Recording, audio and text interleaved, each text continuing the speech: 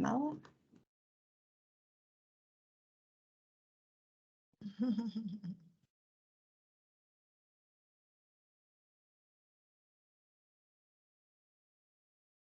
All right, can you hear me now? Lord, technology and me sometimes don't work. Well, thank you, Renee. That was a mouthful. And good afternoon. I almost said good morning. So thank you for having me today. It was really hard to turn my friend Vondia down when she reached out and called me. I am 2 weeks out from the Chili Open and I'm exhausted. And she said, "Can you moderate?" And I'm like, "I can moderate." But then it turned in after I said, "Sure." And then, oh, well, I'm happy to do this. AFP is near and dear to my heart and has done so much for me in my career. And I have met many, many and wonderful friends through it. So let's get started. So I don't know about you, and I might be reading a little bit because I'm tired. My days are 12-hour days. So I don't know about you, but the first of the year hit and I was exhausted. We had a banner year last year, raising $1.4 million. There was no downtime to plan a detailed fundraising strategy for the new year. Especially given that at that time, we were 1 month out from the Chili Open, our largest annual fundraising event. Then January 5th came and an email comes in from my friends at .org Solutions. So here's a shameless plug. I don't know if Sarah's on, but if you don't subscribe to their coffee break newsletter, do it. It's easy reading, it makes sense, it's simplistic. But anyway, the subject line reads, "Hi Mella, the ultimate 2023 planning guide and tips and encouragement." I opened it, started it, and the opening paragraph just resonated. It confirmed everything I was feeling. It starts with, "It can be hard on a fundraiser to plan ahead, especially when you are pulled in 1,000 different directions. Given ever-changing goals, having a shrinking staff and/or budget, and a million things on your to-do list, and you just finished your year-end push." Well, like I said, it was a quick read. And it contained very simple quarterly steps.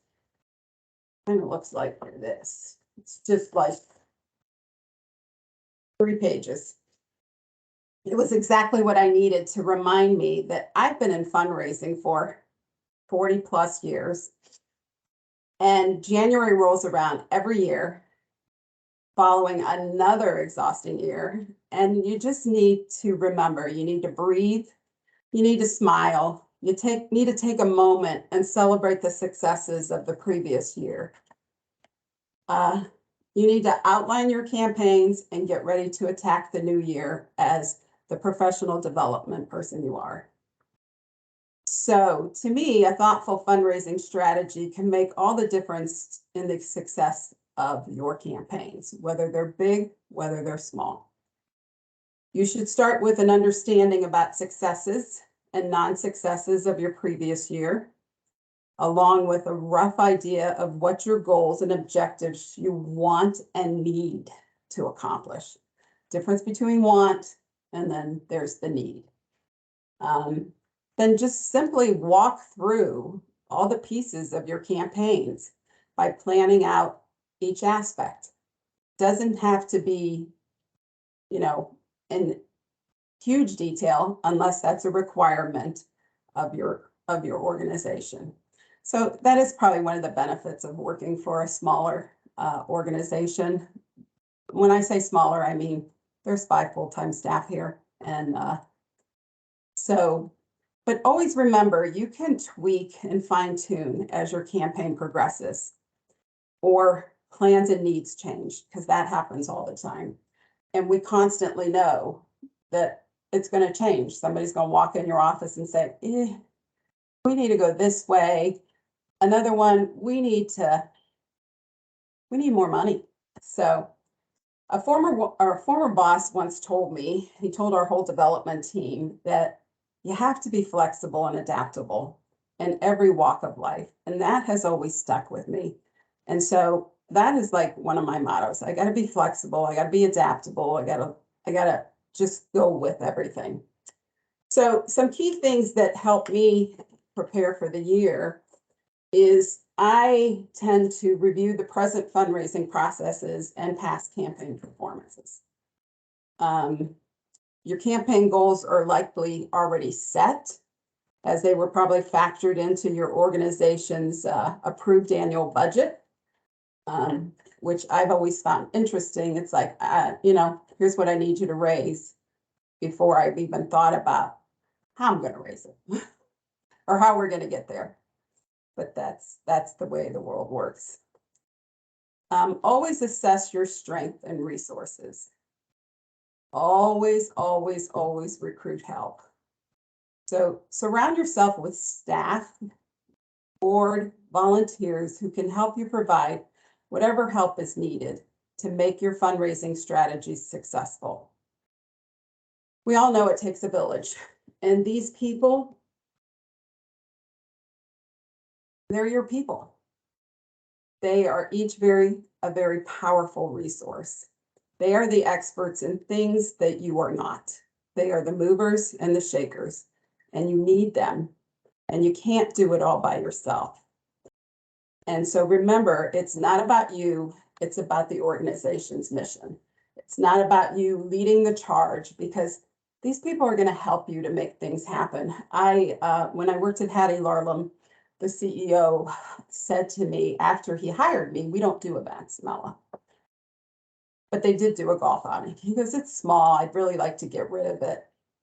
But then 3 months after he hired me, he goes, I want a big gala. I want a first-time gala. And I'm like, oh, I thought we didn't do events. So we got an event. Our board chair chaired it.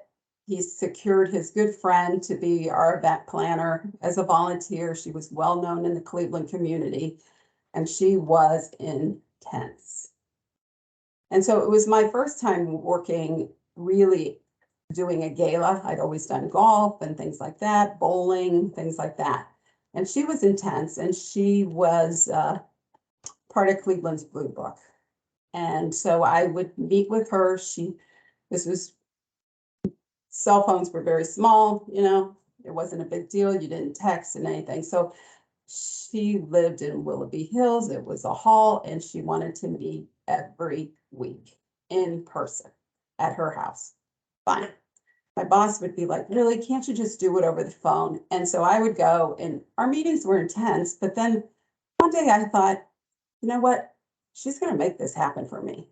She's going to make this happen. When I heard all the people she knew, the connections she had, and it turned out to be the best thing I've ever done. I mean, and I had to explain to my boss, because she was like, you're meeting with her too much, you're taking too much time. And I was like, look, it was a highly successful first event, and it was because of our people, these people who can make things happen for you. And it's not about me leading the charge, it's about letting them lead the charge and guiding them. So on to the strategies now. So, I'm probably not telling you anything that most of you don't do, and hopefully it all resonates with you, but do your homework, connect the dots on your prospect list, know who the relationships are, pay attention throughout the year. If a note comes in and they mention someone, or in a conversation, you hear they're good friends with, they're related to somebody, they worked there. Those are all really powerful things to keep track of and put in your database and connect them. And then think about when someone mentions somebody's name, and I'm like, I know somebody that knows them. So that's very powerful in your annual fundraising strategy. Nail down your campaign strategic essentials. What's it going to take to get it done? So another key thing for me is choose and optimize your giving tools based on your budget. So some organizations have these huge budgets, so software and all that stuff's not a problem. And then the smaller ones, they have to stay within a budget. So your fundraising software is key. A donor management program, your event management, online giving, mobile giving, email, social media, et cetera, et cetera. There is so much today. So you can't do it all, but pick and choose what's going to work for you. Pick and choose and, try new things out. And, but always make sure whatever tools you use, that your processes are in place of how you're going to use them, how you're going to set them up, because I have worked at places where it's garbage in, garbage out. So you don't have any processes and people are just entering data however they want. And then when you want to go and pull it or you want to send an email, your database is a mess. So, I'm sure a lot of you could raise your hand because some of that might resonate with you. Always, always tell your organization's story. Your mission statement, your story, collect your stories, go to your staff that are the front end line, the program people, get out there yourself. I mean, when camp is going on, I'm always out there with the kids, watching the camp counselors who work incredible hours and are exhausted. I try to see the families when they pick them up at the end of camp week. You just learn so much and it just helps you to tell your story. Another key thing is creating those targeted print materials. So that should be part of your strategy for your campaigns. And you don't need to have a large budget. Rotary Camp, our budget's $1.5 million. And the majority of that is, of course, staffing and programming. And so there's not much money for fundraising. So I always ask, who knows who's connected, who would be willing to design, write, print in kind, or at a minimal cost. And then tweak up your plan for thanking and stewarding donors. And you probably guys, I'm sure a lot of you guys do that, but it's so important. It's so important. It's so important to, thank them for, what they're doing, stewarding them for their gift, touching base with them, sending them a card, just sending them an email saying, hey, camp's going on this week. Would you like to stop out? That kind of stuff. And always, always include donor cultivation in your strategy. Ask your natural partners to help secure those meetings with a prospect. That's a given. We all do that. The beauty about me working here at camp is we turned that around, and many of you do that, and we did it when I worked in the hospital and at Hattie Larlam, is don't go meet them, for lunch. Don't go meet them at their office. Have that person, your natural partner, invite them to come to your nonprofit so they can see it in action. So you can take them around and they can see it. It's more touching to them. And 9 times out of 10, it's a slam dunk.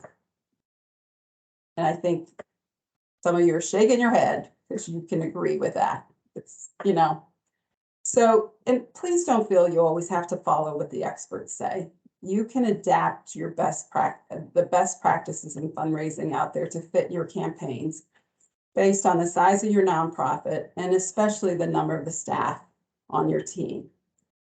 Here's the perfect example. At Rotary Camp, we're unique in that our special events brought in $1.1 million last year, $800,000 for capital, and the rest unrestricted. 80% of the total raised, that was 80% of the total raised at 1.4 million, 80% special events. It's the opposite. And every training I've been to says you should not do that, but it works for us and it's successful. And, we're able to reach so many people who stay connected to us. So, we're not going to change. And Rotary Camp, was doing successful events before I came here, and, you grow them as you cultivate more people and involve more people. So, like I said, don't be afraid to try new things. Don't sit there and say, oh, the best practices say this. And, sometimes depending on where you work, the CEO is like, I don't think that's going to work, but try and convince them to let you try, because I think that's really important. So to wrap this up, like I said, don't be afraid to try something new with your campaigns. You all know there's so many fundraising resources out there. If you need something quick, Google it. Take advantage of your AFP membership. Utilize the international website. Reach out to your AFP colleagues to ask questions, run your ideas by them, ask them to share resources. Done this so many times. And lastly, get really involved in AFP. I see many of you are, and I see, some of you aren't, but for those that you aren't, take advantage of that. You will learn so much by connecting. And believe me, you will make some wonderful, long-lasting AFP friends. And I see many of my AFP friends on here. So thank you for listening to me rattle on. I'm anxious to get this started, hear what you have to share from your experiences. Let's ask some questions. I don't want to be the one answering them all, and let's make this interactive. So I'm going to turn it back over.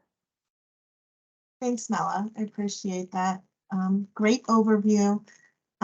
We do have a few questions, and I think the way that we're going to go about this is we're going to ask the question. Mella, jump in with your answers. Some of them are directed to you, but feel free to raise your hand during the conversation, and we can unmute you and have you fill in some of your experience and some of the things that you're using in your industry that can also help along. The first question we have here is, Mella, are you using any specific technology to make your annual plan and track your results, or are you just using your CRM? Just using our CRM. We use eTapestry because we can't afford Razor's Edge, and eTapestry works for us because we've kind of been grandfathered into eTapestry, so we know we're going to have to make the jump for Razor's Edge, but yeah, just our CRM. I'd be open to if somebody's using, what you were saying. I'd love to hear about that. Anybody else have comments about that? Any other technology you're using besides a donor database, Razor's Edge, eTapestry? Is anybody for grants using some sort of database besides Excel or tracking? Dawn? I do. I'm in a different boat though, as a consultant working with multiple clients, but we document those clients' grants information in their respective database if they have one. Not all of my clients, because most of them are smaller, have the right database, or they have not been using it properly, so I train them on how to do that. But I actually use a software called Instrumental, which allows me to not only prospect for my grant opportunities, but also track everything as it relates to those grants. So whether that's tasks that are coming up that are due, grant deadlines that are due, correspondence, attaching documents, all of that, I use Instrumental for that. And that's been really effective. As a matter of fact, I think I'm going to be a guest speaker next month on with Instrumental for their national speaker. Yeah. I'm seeing really good results. It's hard because I don't think a lot of the CRMs track grants effectively. They don't. And they don't always help you. Is it expensive? Is it expensive? I mean, it was an investment. I'm not going to lie, okay. But I as a consultant, I mean, I have to invest in my business, and I had joined Grant Professionals Association and got Grant Station with that as part of my membership, and had used that for a while, but did not feel that the tracking power was as strong as it was with Instrumental. And it allows me to really engage with my clients sending them information. Like I can just hit a button and it'll type in their email and it'll send it to, one of my clients and say, hey, look at this with your team and see if this is something that you think you guys want to apply for. I can set deadlines, milestones, grant report dates, and track all of that in one database, as well as identify things. It's helped me find grants that I've got some clients that we've been getting grants for $10,000, $20,000 for, $1 million budgets, which is a lot. We should talk, because as a 2-person team, I need that, because Yeah. I'm wearing all the hats. So Right, you're, right. It's like, oh, you missed a deadline, and you're like, oh. Yeah, and that's why a lot of people, not to put a plug in, but that's why some people outsource their grant stuff, because I can just kind of handle it on. Oh, trust me, that's on my radar to really talk about. Yeah. But it is how I do the grants, but I kind of multitask that. Then it's a little bit redundant because I have that as the consultant. I'm using that as a tool, but then my clients are benefiting from that tool. But then I will turn around and make sure that they know how to use eTapestry, Donor Perfect, Bloomerang, whatever their software is, like how to then track those grants internally as well, so they don't miss a reporting deadline, and how to integrate that with Outlook. So that those reporting deadlines end up on their calendars and they're not missed. So. Awesome, thank you. Anybody else?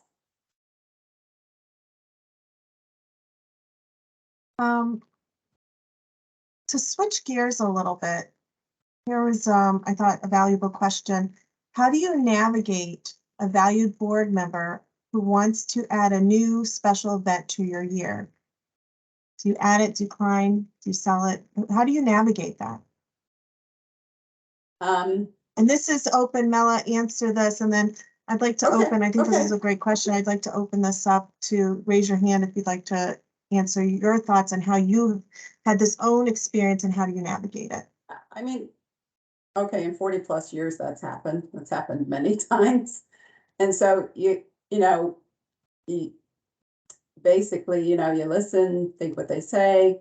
If they're going to help to make it happen in a big way, and it's not going to take a lot of staff resources or expenses, sometimes I push to the third-party fundraising. Do you want to do that for you? Do you want to organize that? We'll be present the day of. We'll help as best we can.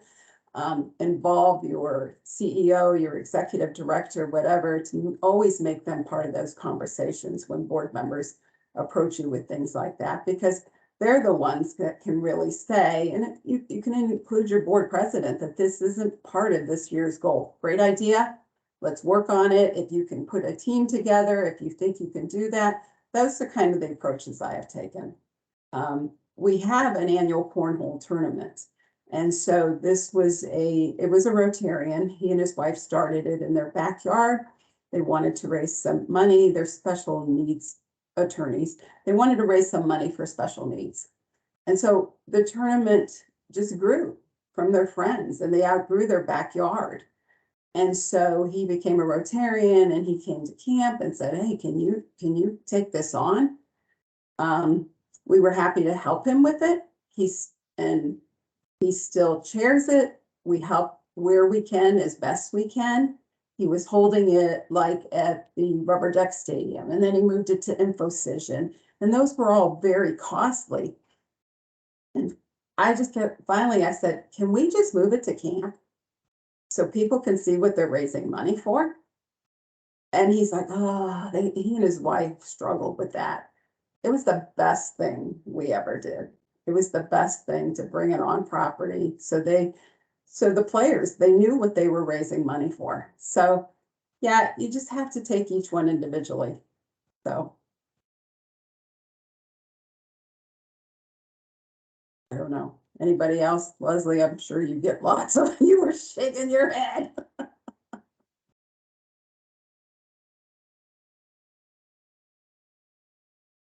I think if you have an opportunity to test drive it, kind of playing off of what Mella said.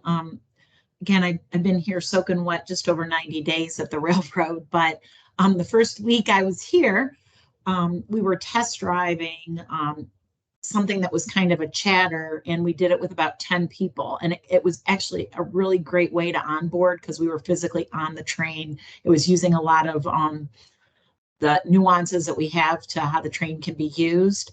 And what was fun is it was a boutique group of people. We did it with, I think, about a dozen people. It was the entire day. It ended with a meal afterward. And so now it's kind of built into our fun, you know, is it a fundraiser at first? It was a fundraiser kind of at first. It ended up resulting in some unsolicited checks, not that you're never not soliciting, but we're going to build it into the calendar this year and then have those people help us with what worked, what didn't work, what's better with larger groups. So you kind of ask them to be your partners. So that, again, I can say that that just kind of happened organically, but it was a great way to see something like that happen. Great.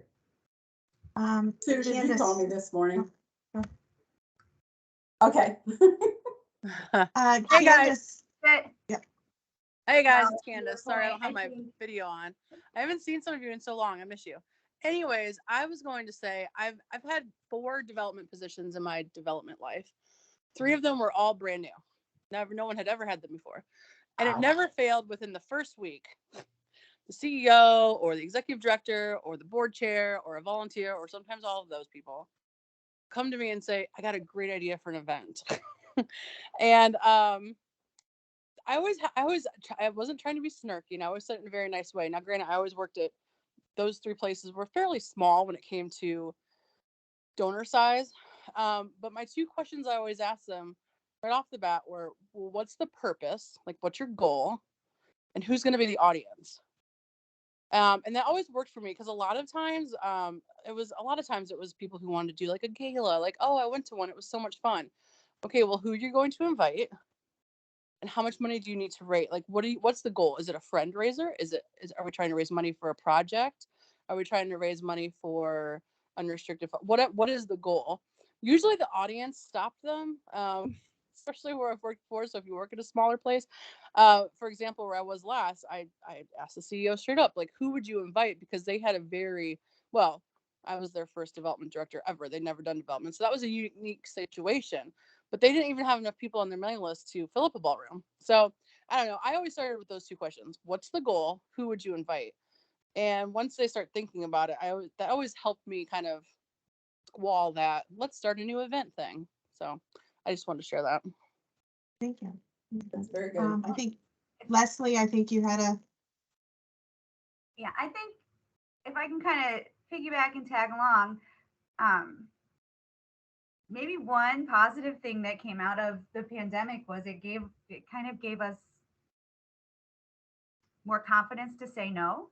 So Yeah. sometimes it's okay to say no.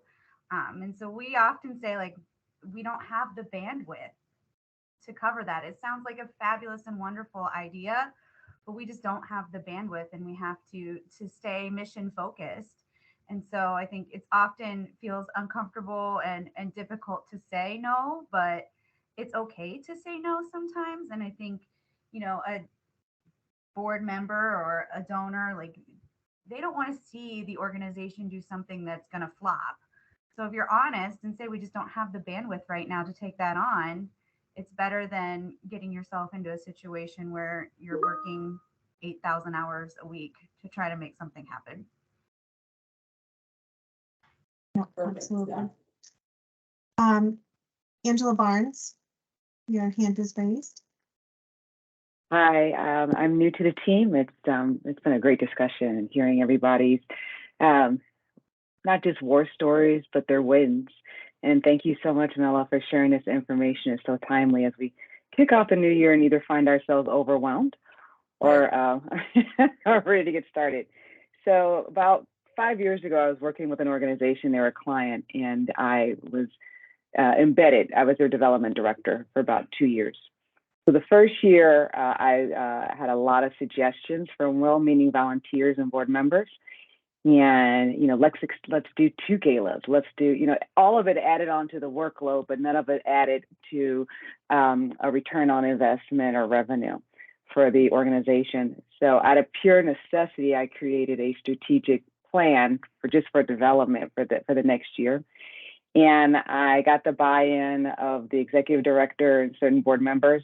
So when the ideas started to cycle, everybody would say, well, we've got this plan. Does it fall in one of three buckets? Is it going to increase? Is it going to reduce the cost? Is it going to da-da-da-da? And so there was never a no. It was, did it actually fall into one of those buckets? And I found that to be the easiest thing because, like Candace, you know, even though I was their interim development director, I was still new. They didn't have one before. And I had to find a clever way of saying no. That's great. Angela, who are you with? Carter Global. Okay. And it's an international fundraising firm. We specialize in capital campaigns, annual campaigns, board governance. Okay. Thanks for being with us. Good stuff. This is fun. Anybody else have a more story? As Angela had mentioned that, you know, coming from your board members or volunteers that have great ideas, but maybe you don't have the bandwidth.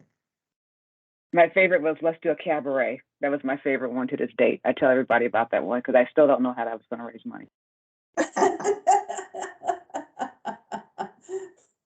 Sometimes they just want to have a party.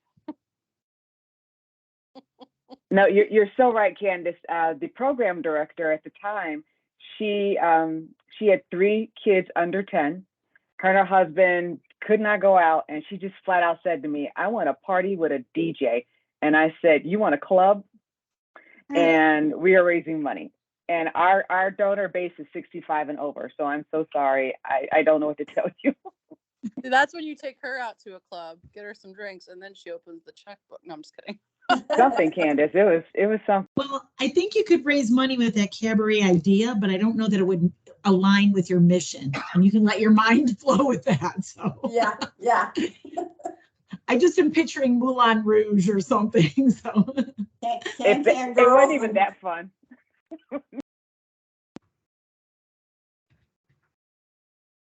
Yeah. So has anybody, do you have your plans all put together for the year? Are they simple? Are they detailed? You know, let's be honest. A lot of mine are up here. Well, A short list. There you go. Come on, Vondia. this is Yeah. Candace again. Oh, Candace. Sorry, Vondia. That's okay. Go ahead. Well, I do. It's interesting. I haven't seen a lot of you guys since so I'm in higher ed now, which is woohoo, higher ed. Oh, But I've yeah. never been in higher ed before. It's very different than, you know, your typical like sort of small nonprofit trying to, Right. you know, raise money for people and Girl Scouts and all those kinds of things. But so yeah, I actually do, but Good. it's mostly because well, it has nothing to do with me. It's because they're on such a like they have such a plan. I don't know. I guess it's well, you know, I manage direct mail now. I don't know. It's the first time I've had a development position that has such a focus. You know, because I'm at Case Western Reserve University, Oh, good. and Wow. there's I don't know 250 people work in development for the school. I don't even know how many, honestly. And so I'm a very small part of it. So if you get mail from Case Western, you're welcome. It's from me. But I have such a focused job now, which is honestly one of the reasons I took the job. It's delightful. That yeah, no, we do. I send out something every quarter, and then we do a couple plugs in the middle, and that's kind of it. So I do, but it's mostly because of the nature of the job. But it's very exciting. Right. That's great. And with direct mail, man, you got to have your ducks in an order. Yeah, we have. That's the other thing. Like I like to plan, so it works for me. I'm a planner. Girl Scouts taught me that. We would always plan like a year out. And so I'm thinking about Q2 next. Well, our Q2. So our fiscal year starts July 1st. So I'm already planning Q2 for next year. Oh, That's how far in advance we have to get because of all sorts of things. But yeah, it's cool. It's very exciting. So just to I think piggyback on that. Vondia wanted to say Vondia, go ahead. something. Oh, I will say that we have a plan, and Corey can attest to it. But it's a pretty basic plan. We basically take what we did last year and replicate it. and either increase or reduce it as it makes sense. And we're not reinventing the wheel every time. I don't think that we define our expectation. I define it by categories. So by mailings, by piece, by whatever. I don't have like a whole annual fund budget that says, okay, we're going to raise all this for annual fund, and we have a little bit of a budget for, not a budget, a goal for grants and things like that. And then anything else, planned gifts that are a surprise, that's a bonus, and major gifts is a small piece. So ours is very general, but with a lot of different appeals and the timing. So it's a matter of keeping track of the appeals, keeping track of the events, and juggling all of the balls at once. So it's not a real sexy looking plan, Mhm. but it's a little bit of a plan. Yeah, I love that. I love that. Dates and details. Mm-hmm. I'm with you. What are, just curious, what are some exciting, new, fresh, we're talking about just on the opposite, what are some new things that you've brought to your organization that has been exciting or new or fresh? Something different.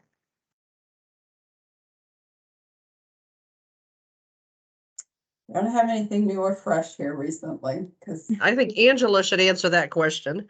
yeah.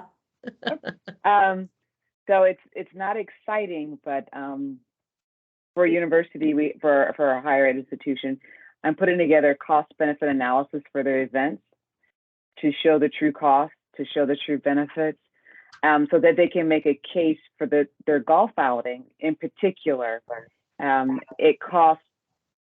They raised $44,000, but it cost $24,000 to put on, and they raised not a lot of money in higher ed.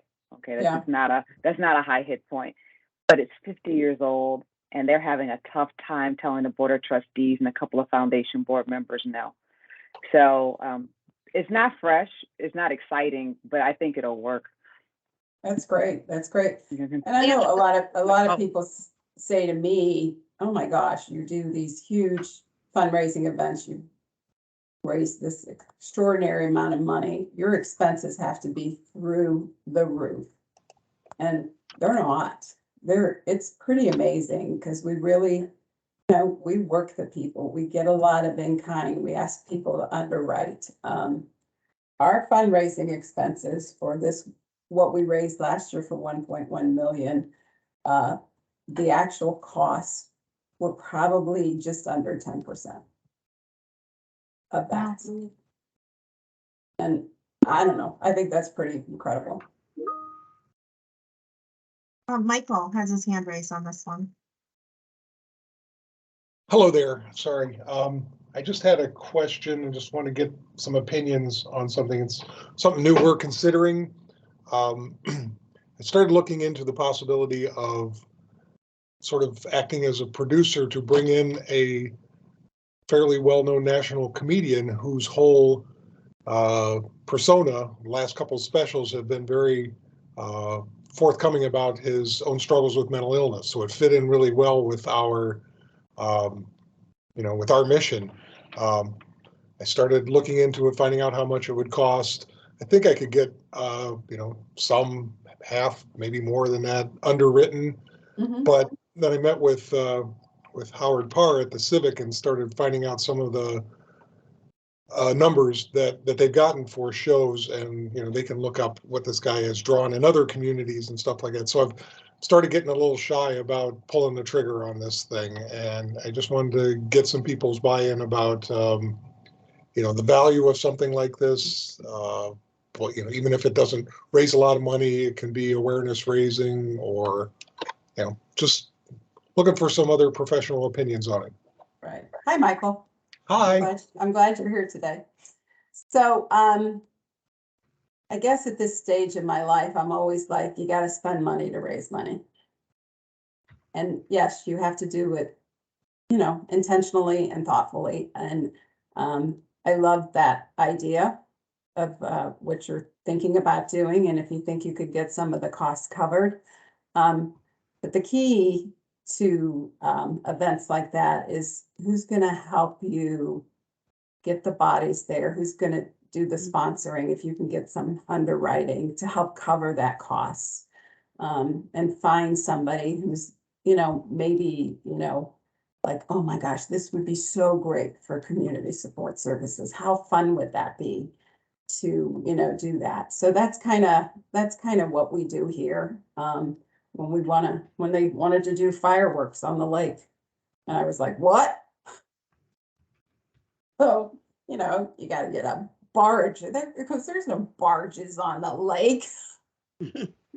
So we figured it out. We went to the Portage Lake community. We borrowed the polar bear's dock, pushed it over here, and I wheeled and dealed with the fireworks company, and I got somebody to pick up the cost for the difference. And to this day, we've had 5 regattas, and that fireworks company is still charging us the same amount of money. So, Michael, I would look at that kind of stuff because I think, you got to do something new and you got to do something fun because mental health is it's so prevalent now, and people, they need to laugh. They need to enjoy themselves. That's me. Pamela. you. Okay, yes, Michael, I helped out with an event for Project Grad Akron. And last year for our gala, we brought in, we had Al Roker. And it was one of our biggest income making events that we had. But the thing that helped us though is it was virtual. It was still when we were still virtual. And so even though we had to pay him, like he was there, he gave us a break. But all our other costs were down because it was virtual. And it really, we compared like this year, we're back in person to what we made last year. And it was a real significant difference. But we brought in Al Roker. And then the year before that, when we were still virtual, we had Stacey Abrams from Georgia. So I think because we were virtual, we were able to bring in those national people because we didn't have all the other added expense that helped us. That's great. Dawn. Mine's not related to Mike, so if I'll wait until Okay. everybody's done with what. Sue, was yours related to Mike? Okay. Yeah, I haven't done that personally, but that was kind of where I was going, what Pam suggested. So I'm glad that what you did, Pam, and I was thinking, especially perhaps with the community that you work with, if there's a way to do a virtual component and, maybe your comedian is on a big screen for those that want to attend, but your community maybe because of mental health issues and stuff, they would gravitate more toward participation or hearing the message because they could do it individually or independently. I think there's a lot of really good ways to decide if it's an awareness issue. I think the fact that you're getting the awareness to the people that need it most would be what would drive then the fundraising, because I think we're all aware of who I may be talking about, but as far as galas, big people in the community also want to know what you're spending. So in other words, to that point, what you're raising. And I know there's a story out there about one particular extremely generous person who would ask another person, what's the cost of that centerpiece? And the amount that they were going to give was deducted from that amount. Now, again, it's not to not have a wonderful environment, but I think it has to be done in check because the whole purpose is to raise money. So I think you have a lot of creative ways, to Pam's point, that we can now use the virtual and serve multiple audiences and drive those costs down and still reach people. So those are just my thoughts. Bon dia. Yeah, my comment to Michael would be also to make sure, do you have a way to aggregate all of the attendees, all of the information, and then communicate with them in a meaningful way after? Because ultimately that's our end game, is to build new contacts and build new relationships. If all they do is buy a ticket and show up at a fun event because it's a great night out, that's wonderful, but it didn't do anything for your organization. So how can you ensure that you got that information from them and can communicate with them ongoing, or at least a little while longer, to see if they'll be your donors? That's a good point, Bondia. And, I'd love to hear from Mella. Obviously, if you are raising close to $1 million at one of your events, they're coming in the door either already knowing about your mission, they're connected to the organization or something. What are you doing beforehand in order to create those kind of donations and desires from the attendees?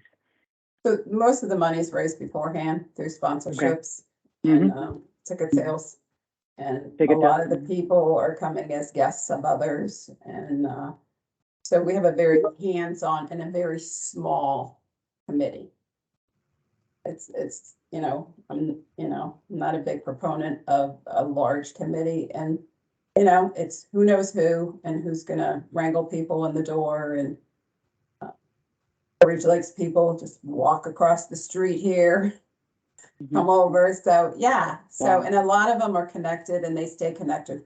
Our one event, the regatta, is our biggest one, and it's every other year, and it's capital dollars.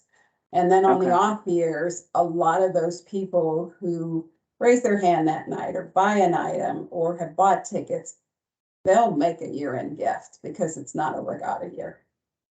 Okay. Wow. And then I have to give them a pass when it's a regatta year. And just one last comment, Pamela. Who's coming to this event this year? Yeah. You had Stacey Abrams, Pam, and then you had Al Roker. Who because you sound like fun. I want to go. I will have to let you know. We have not decided because it's in October of every year, so we'll let you know. Okay. But I do have a comment. One thing that Mella said earlier about using your contacts and bringing people to see what you're raising money for. As many of you know, I am quote unquote supposed to be retired. Yeah. How's that going? Retired. But for the last year, I have been helping my church with a national grant. And a national grant takes a lot longer than the grants we have here. It's been almost a year in the making. But what I ended up having to do is go to my contacts and the people that you know. So as many of you may know Barb Green, I called Barb right away. I said, Barb, I need your help. And Barb volunteered to walk me through this.